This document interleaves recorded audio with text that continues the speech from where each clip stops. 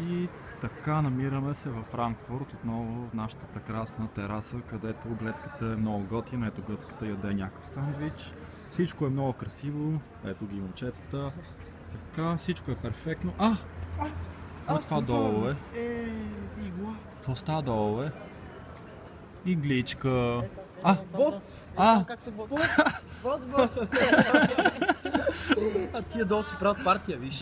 Боц. Да, тия долу си О, то не е смешно, бе. Какво да правиш, бати?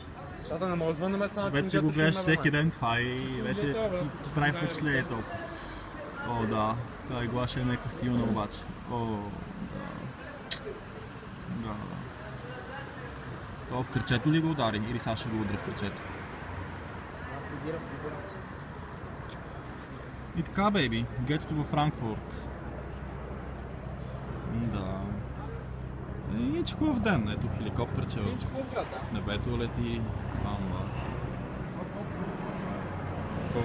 Партия, партия. и ще друго. Помагат си обаче, пари ви дал? Не, само на Адия, бе, долу видяхме. Това тя ли е, верно? Да, бе, Не е тя. Тя ли е? Не, бе.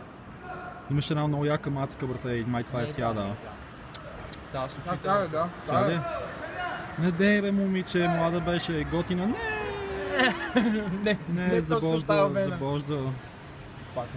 И толкова пак как ти помага, брате, бати се по.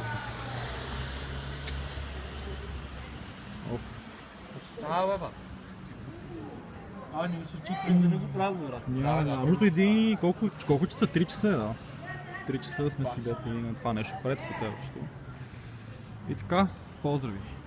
Поздрави от детството във Франкфурт.